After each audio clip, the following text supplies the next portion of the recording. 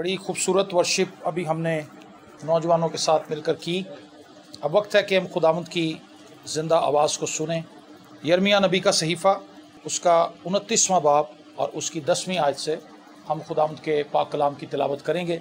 यिर्मयाह 29वां बाब और उसकी 10वीं आयत से खुदावंद के ज़िंदा कलाम में ये लिखा है, क्योंकि खुदावंद यूँ फरमाता है कि जब बाबल में 70 बरस गुजर चुकेंगे तो मैं तुमको याद फरमाऊँगा और तुमको इस मकान में वापस लाने से अपने नेक कौल को पूरा करूँगा, क्योंकि मैं तुम्हारे हक में अपने ख्यालात को जानता हूँ। खुदावंद फरमाता है, यानी सलामती के ख्यालात, बुराई के नहीं, ताकि मैं तुमको नेक अंजाम की उम्मीद बख्शूँ। तब तुम मेरा नाम लोगे और मुझसे दुआ करोगे और मैं तुम्हारी सुनूंगा, और तुम मुझे ढूंढोगे और पाओगे जब पूरे दिल से मेरे तालिब होगे और मैं तुमको मिल जाऊंगा। आमीन। ये कलाम, ये पैगाम जो है, ये यहूदा के कबीले के लिए है जो 70 साल के लिए बाबल की सीरी में चला गया। तो खुदा उनसे ये कह रहा है कि मैं तुम्हें वापस लाऊंगा, ये मेरा मंसूबा है कि मैं तुम्हें वापस लाऊं। और खुदा यकीनन बरगश्ता लोगों को वापस लाना चाहता है। वो लोग जो बैकस्लाइड हो चुके हैं, जो खुदा से दूर जा चुके हैं, जो सिरे से खुदा को नहीं जानते, खुदा उनको वापस लाना चाहता है। ये खुदा का मंसूबा है। और खुदा बनी इसराइल से कहता है, क्योंकि मैं तुम्हारे हक में अपने ख्यालात को जानता हूँ। खुदावंद फरमाता है, यानी सलामती के ख्यालात, बुराई के नहीं। खुदा कभी भी अपने लोगों के खिलाफ बुराई के मंसूबे नहीं बनाता। आप जितने भी यहाँ पर बैठे हैं, मेरे लिए और आपके लिए, हम सब के लिए खुदा के मंसूबे भलाई के हैं, बुराई के नहीं। क्या ये बात आपके लिए एक्साइटमेंट की बात नहीं? नौजवानों के लिए कि खुदा हमारे लिए भलाई के मंसूबे रखता है। खुदा हमें एक ब्राइट फ्यूचर देना चाहता है। जब हम नौजवान थे, आपकी एज में थे, तो हमारे जहन में कई किस्म के सवाल थे, हमारे जहन में कई किस्म के क्वेश्चंस थे। तो ये एज जो है, इसके अंदर बड़ी कन्फ्यूजन होती है, कौन सा मजमून रखें, कौन सा कोर्स करें, समझ नहीं आती। एक दूसरे से शेयर करते हैं, फिर कोई अजीब सा फैसला ले लेते हैं, फिर हम उससे पीछे हटते हैं। तो ये जो लाइफ है, ये बड़ी तजब्जुब की लाइफ है। ये जो एज ग्रुप है, इस एज ग्रुप से जब हम बड़े होते हैं, फिर हम पे जिम्मेदारियां आती हैं। जिम्मेदारियों के बाद हम थोड़े मेच्योर हो जाते हैं। उस वक्त भी फैसला साजी मुश्किल काम होता है, लेकिन जिस एज ग्रुप में आप हैं, यहाँ पर फैसला साजी ज्यादा मुश्किल काम है। लेकिन गुड न्यूज मेरे लिए और आपके लिए है कि खुदा के मंसूबे हमारे लिए भलाई के हैं। हालेलुया। खुदा ये चाहता है कि वो हमारे लिए आसानियां पैदा करे, हमारे लिए भलाई पैदा करे, हमारे लिए रास्तों को खोले, बंद दरवाजे हमारे लिए खोल दे। और खुदा के मंसूबे हमारे लिए बुराई के नहीं हैं। ये एक जिंदगी का बहुत बड़ा लेसन है। बतौर नौजवान आपको ये चीज जाननी है कि खुदा मेरे साथ बुराई नहीं कर सकता। ठीक है, कभी हम फेल हो जाए, कंपार्ट आ जाए, तो हम सोचते हैं पता नहीं खुदा ने मेरा करता। खुदा का मंसूबा ये नहीं है कि वो हमारी नाकामी से खुश हो, बल्कि खुदा हमारी नाकामी में से एक गवाही को कायम करना चाहता है। कई बार बहुत सी चीज़ें हम नाकामी से सीखते हैं, और ज़्यादातर हम सीखते हैं नाकामी से। बिली ग्राहम ये कहता है कि इतना ज़्यादा लेसन हमें कामयाबी नहीं देती जितना बड़ा लेसन हमें नाकामी दे देती है। क्योंकि जब कोई टीम हारती है तो वो अपनी सारी गेम को ओवरऑल ओवरव्यू करती है और वो देखती है कि हमने कहाँ गलत किया। जो जीत जाते हैं उनकी तो गलतियां छुप जाती, लेकिन जिस टीम को आप हारते हुए देखते हैं, वो अपने घर जाके सोचते हैं, अगर मैं ये ओवर इस तरह से ना करवाता, मुझे एक ओवर में 17 स्कोर ना पड़ता, मुझे एक ओवर में 22 स्कोर ना पड़ता, तो मेरी टीम जीत सकती थी। मैं अपनी बॉलिंग टेक्निक को बेहतर करूं। बैट्समैन ये सोचते हैं, अगर मैं गलत शॉट मार के आउट ना होता, मैं क्रीज पे ठहरा रहता, तो मैं 30 स्कोर की बजाय मैं शायद सेंचुरी कर जाता और मैं अपनी टीम को सपोर्ट दे जाता। फील्डर सोचते हैं, अगर मैं वो चौका मिस ना करता, मैं गैर जरूरी जंप मार के एक्टिंग ना करता और मेरे हाथ से बॉल ना निकल जाती और चौका ना पड़ जाता, तो शायद हम मैच जीत जाते। नाकामी जो है, ये हमें मजबूर करती है और ये हमें सिखाती है और इस चीज़ की तरफ हमारा ध्यान दिलाती है कि हम कहाँ पर कमज़ोर हैं। तो कई बार खुदा हमारी लाइफ के अंदर ऐसे हालात आने देता है ताकि हम सीखें। अगर हम कामयाबी से आगे बढ़ते जाएंगे तो फिर हम अपने ऊपर गौर करना छोड़ देंगे। लेकिन जब हम नाकाम होते हैं, इसका मतलब ये नहीं कि खुदा हमारे मुखालिफ हो गया, बल्कि इसका मतलब ये है कि खुदा चाहता है कि हम कुछ सीखें। आमीन। और आगे लिखा है, ताकि मैं तुमको नेक अंजाम की उम्मीद बख्शूं। खुदा हमें एक अच्छे अंजाम की उम्मीद बख्शता है। और आगे बड़ी कमाल की बात लिखी है, तब तुम मेरा नाम लोगे और मुझसे दुआ करोगे और मैं तुम्हारी सुनूंगा। खुदा कहता है, जब तुम मेरा नाम लोगे, जब तुम मेरे हुजूर झुकोगे, दुआ करोगे, तो मैं तुम्हारी सुन लूंगा। ये दूसरा लेसन है नौजवानों के लिए, और ये हमारी उम्र के लोगों के लिए भी है और हमसे ज्यादा उम्र के लोगों के लिए भी है। ये तमाम उम्र के लोगों के लिए है कि अगर हम खुदा से दुआ करें तो हमारी सुनता है। तो हमने अपनी लाइफ को चेक करना है, हम कितनी दुआ करते हैं। दुआ करते वक्त हमें नींद आ जाती है, दुआ करते वक्त हमारा नागा हो जाता है, चर्च जाने के वक्त हमारे बहाने निकल आते हैं। मेरे कपड़े इस्त्री नहीं थे, मैंने मामा को कहा था मेरे कपड़े इस्त्री कर दो, मामा ने की नहीं, रात को मैं लेट सोया था, सुबह मेरी आंख नहीं खुली। 100 बहाने हैं। लेकिन जब हम दुआ करते हैं तो आपको अंदाज़ा नहीं है कि खुदा उसके बस हमें कितनी बरकतें देता है। खैर मांग तो मैं कौमों को तेरी मिरास कर दूँ। हालेलुया। हम कौमों को विन कर सकते हैं। और नौजवानी के अयाम में जब आप अपना आप खुदा को देते हैं तो फिर वो कमाल की खिदमत होती है। हम ये जितना बैच बैठा हुआ है यहाँ पे, शफीक भाई बैठे हुए हैं, वसीम साहब बैठे हुए हैं, मैं खुद हूँ, हम तीनों जो यहाँ पर खादिम हैं, हम तीनों ने बहुत छोटी एज में कलाम सुनाना शुरू किया था, लेकिन हम आज भी कलाम सुना रहे हैं। और हमें जैसे जैसे हमारी उम्र बढ़ रही है हमें कलाम सुनाने में और ज़्यादा मज़ा आ रहा है, क्योंकि खुदा का कलाम हमें और ज़्यादा समझ आ रहा है।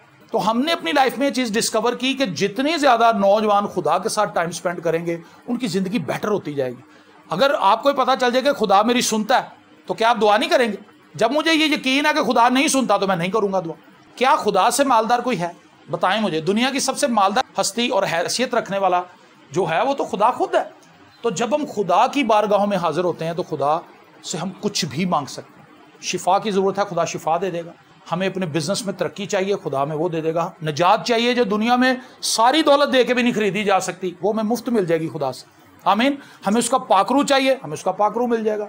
अगर खुदा अपने पाकरू की नेमतें अपने मांगने वालों को देता है तो मांगने वालों को ही देता है, तो मांगेंगे तो मिल जाएंगी। पाकरू की नेमत, पाकरू की जो नेमतें हैं वो कमाल की हैं। ईमान की नेमत है, उसमें शिफा की नेमत है, मौजात की नेमत है, हिकमत है, ठीक है।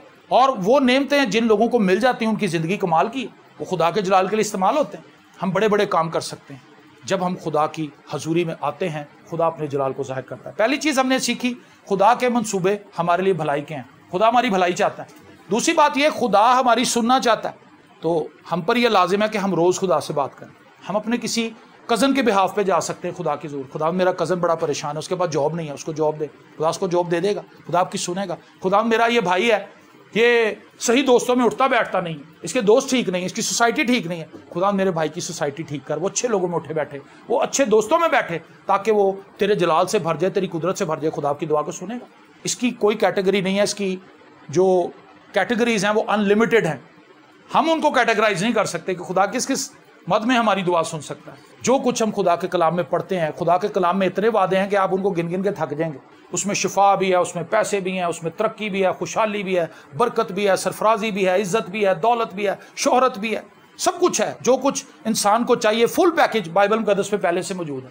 हमने जस्ट इसको पढ़ना है और इसको अपनी लाइफ पर अप्लाई करना है। आप जब इसको खोलेंगे, इसकी हर किताब के अंदर आपको कुछ नए वादे मिलेंगे। आप उनको नोट डाउन कर लें, आप उनको लिख लें, आप उनको याद कर लें, आप उनको अपने ज़हन नशीन कर लें, और जब वो आपको वादे याद रहेंगे आप उनको क्लेम कर सकते हैं। मांग तो मैं कौमों को तेरी मिरास कर दूंगा, लिखा है तुम खुदावंद अपने खुदा की इबादत करना तो तेरे रोटी और पानी पे बरकत देगा। इसका मतलब है बरकत पाने के लिए जरूरी है कि हम खुदा की इबादत करें। तो हम इस तरह से बाइबल मुकद्दस को नहीं पढ़ते, हम बड़े बोर स्टूडेंट हैं। जिस तरह हम अपनी सेकुलर किताबें खोलते हैं बोरियत के साथ, उसी तरह से अगर हम बाइबल मुकद्दस को खोल रहे हैं तो हमें कुछ भी हासिल नहीं होना, क्योंकि हमें इसकी समझ ही नहीं आनी।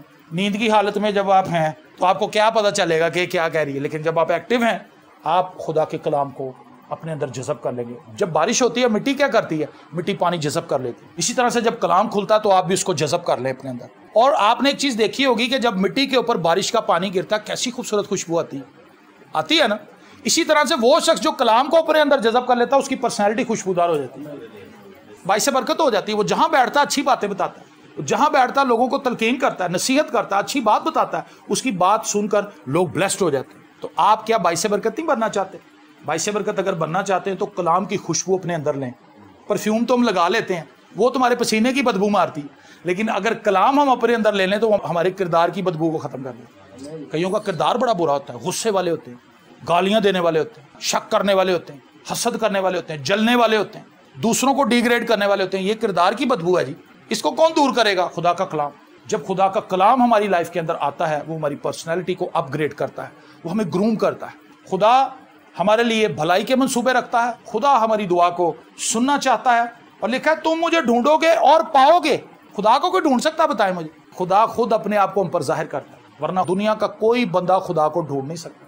ये खुदा की विश है कि मेरे लोग मुझे खोजें और मैं खुद उनके सामने आ जाऊं कि मेरे बच्चों मैं इधर हूं, है ना। और वो खुद हमारे दिल के दरवाजे पर खटखटा रहा है, और लिखा है और तुम मुझे ढूंढोगे और पाओगे जब पूरे दिल से मेरे तालिब हो गए। ये शर्त है, खुदा को ढूंढने की एक ही शर्त है कि हम पूरे दिल से उसके तालिब हों, और जब हम पूरे दिल से उसके तालिब होंगे वो हमें मिल जाएगा। वो बच्चों को भी मिल जाएगा, वो जवानों को भी मिल जाएगा, वो बूढ़ों को भी मिल जाएगा। और जिसको खुदा मिल जाए, गीत हम गाते हैं, मसीह में मैंने पाया है एक मोती बेश बहा, वो लाखों में प्यारा है उस जैसा और कहाँ। जिसने मसीह को पा लिया उससे और किसी चीज़ की ज़रूरत नहीं। वो कहता है सबसे उत्तम चीज़ तो मुझे मिल गई है, बाकी सब चीज़ें तो कूड़ा है।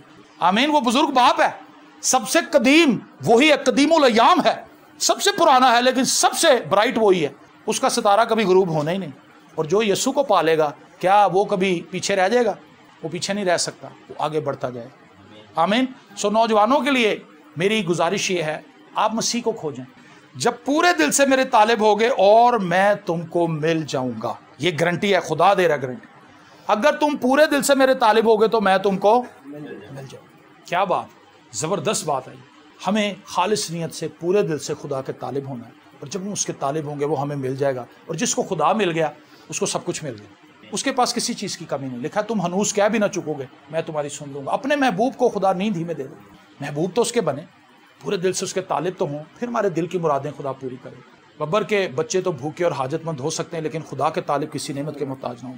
मैं जवान था, बूढ़ा हूं, तो भी मैंने सादिक को बेकसर उसकी औलाद को टुकड़े मांगते हुए नहीं देखा। हालेलुया। ये खुदा के वादे हैं, ये वो तजर्बात हैं जो दाऊद ने मसीह में किए। और वो कहता मैं जवान था, जवानी से लेकर बुढ़ापे तक मैंने खुदा को कभी बेवफा होते हुए नहीं देखा। खुदा वफादार है। बब्बर कितना ताकतवर होता है, शेर बब्बर कहता उसके बच्चे तो भूखे और हाजतमंद हो सकते हैं, लेकिन खुदा के तालिब किसी नेमत के मुताबिक। जब हम पूरे दिल से खुदा के तालिब हो जाते हैं, खुदा हमारी सुन लेता है, खुदा हमें ब्लेस करता है, खुदा हमें बरकत देता है।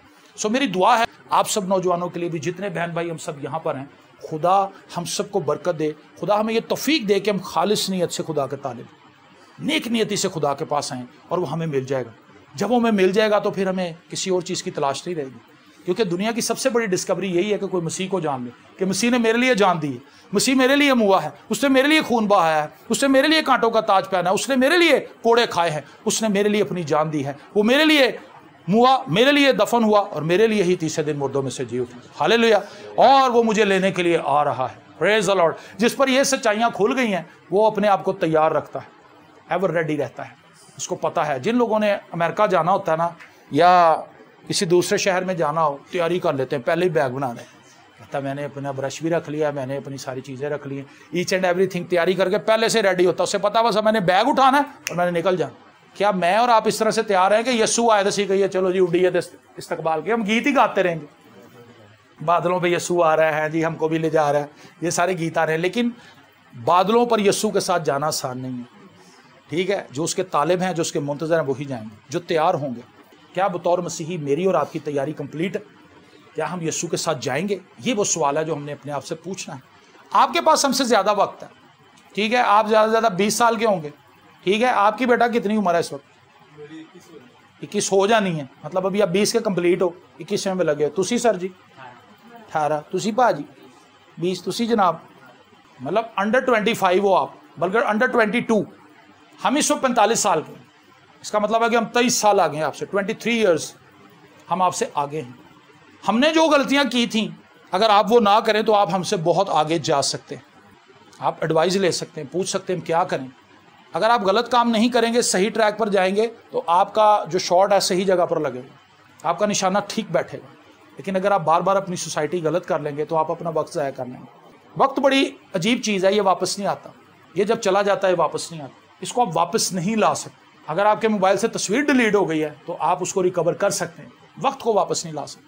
तो वक्त जब निकल जाता है आपके हाथ से, ये साल जो आपका निकल जाएगा ये दोबारा वापस नहीं आएगा। आप इसको याद कर सकते हैं लेकिन वापस नहीं ला सकते। तो 2024 जब गुजर जाएगा फिर ये 2024 माजी बन जाएगा, ये कभी वापस नहीं आपकी लाइफ में आएगा। आप आगे बढ़ सकते हैं, पीछे की तरफ नहीं जा सकते। अपनी उम्र को घटा नहीं सकते, उम्र बढ़ती रहती है। तो मैं बतौर खादिम आपसे ये कहना चाहता हूँ, आप इस बात का यकीन कर लीजिए कि खुदा मेरी भलाई चाहता है। आप इस बात पर ईमान रख लीजिए कि खुदा मेरी दुआएं सुनेगा। आप इस बात पर यकीन कर लीजिए कि जब मैं खुदा को ढूंढूंगा वो मुझे मिल जाएगा। जब मैं पूरे दिल से उसका तालिब हूँ, दिल से दुआ करें और दिल से खुदावंद को ढूंढें, दिल से खुदावंद पर ईमान रखें, आप अपनी ज़िंदगी के अंदर ब्लेसिंग को देखें। आप ऐसे नौजवान बन जाएंगे जो बहुत से नौजवानों को मसीह के पास लाने का सबब बनेंगे। एक आखिरी बात मुझे याद आई, मैं अपने बेटे को अक्सर ये सुनाता हूँ, उसको अब ज़ुबानी याद हो गई। मुझे कहता हाँ जी इसके बाद ये होगा। एक शख्स किसी अच्छे रेस्टोरेंट के अंदर बर्गर खाने के लिए गया, पिज़्ज़ा या बर्गर। वो बैठा, उससे मेन्यू देखा, उसने ऑर्डर दिया। जब वो अपने ऑर्डर का इंतज़ार कर रहा था, उसने सामने देखा कि शीशे की दूसरी तरफ एक भिखारी बच्चा जो फ़कीर था, बुरे उसके कपड़े थे, छोटा सा, तकरीबन 9 साल का, 8-9 साल का, और वो बुरी हालत में था और उसको चेहरे से नजर आ रहा था कि इसे भूख लगी हुई है, और वो अंदर देख रहा था बड़ी हसरत भरी नजरों से उस शख्स को जो वहां पर टेबल पे बैठ के अपने मील के आने का इंतजार कर रहा था। तो उस शख्स ने वेटर को बुलाया, उसने कहा इस बच्चे को अंदर लेके आओ। उन्होंने कहा सर जी ये तो फकीर या तो खड़े ही रहते ने हथे। उसने कहा इसको अंदर लाओ। जब वो बच्चा अंदर आया उसने कहा आप सामने बैठ दो। वो बेचारा डरते डरते बैठ गया। उसने कहा क्या पिज़्ज़ा खाओगे या बर्गर खाओगे? उसने कहा सर जी मुझे तो नहीं पता, आप बताएं। उसने कहा पिज़्ज़ा मंगवा लूँ? उसने कहा जी मंगवा लो। तो वो पीछे मुड़ के बार बार देख रहा था, पीछे मुड़ के बार बार देख रहा था। उसने कहा बेटा मैंने आपको बुलाया है पिज़्ज़ा खाने के लिए, आप पीछे मुड़ के बार बार क्या देख रहे हैं? उसने कहा जी सड़क के उस पार मेरा एक और छोटा भाई भी है, अगर आप कहें तो मैं उसको भी बुला लूँ। इस कहानी से मैं आपको ये बात बताना चाहता हूँ, वो फ़कीर बच्चा अपने भाई के लिए फ़िक्रमंद था। बतौर नौजवान आप अपने दोस्तों के लिए कितने फ़िक्रमंद हैं कि वो मसीह के पास आ जाएं? आप तो मसीह को जान गए, आप तो उसके लहू से धुल गए। जो आपके दोस्त हैं क्या वो मसीह को जानते हैं? क्या आप उनके लिए फ़िक्रमंदी करेंगे कि खुदावंद मैं तो आ गया हूँ उसको भी खींच ले? क्या आप उसके लिए शिफायत करेंगे? अगर वो बच्चा अपने भाई के लिए ना बोलता, चुप करके खुद ही खाता रहता पिज़्ज़ा, उसने अपने भाई की फ़िक्र की, उसने अपने भाई को बुलाया, उसने अपने भाई के लिए ये सोचा कि मेरा भाई भी वो चीज़ खा ले जो मैं खा रहा हूँ। मैंने और आपने भी फ़िक्र करनी है। सिर्फ अपनी निजात के लिए हमने खुश नहीं होना कि खुदावंद ने हमें निजात दे दी, हालेलुया जी, खुदा दा शुक्र है, खुदा दी बड़ियाँ बरकतां। हमने ये दुआ करनी कि खुदावंद हमारे घराने में तो बेशुमार ऐसे लोग हैं जो तुझे जानते हैं, बेशुमार ऐसे लोग हैं जिनका तेरे से ताल्लुक़ ही कोई नहीं। खुदावंद तू उनको भी लेके आ, तू उनको भी लेकर आ। और खुदा के कलाम में हमने सीखा है कि वो हमारी सुन लेगा। हालेलुया। आइए अपनी आंखों को बंद करें और हम दुआ मांगें। Praise Jesus, hallelujah. और मैं आफिया से गुजारिश करूंगा कि वो इस सारे घराने के लिए, आज की सारी बरकत के लिए दुआ करे, खुदा उनकी शुक्रगुजारी करे।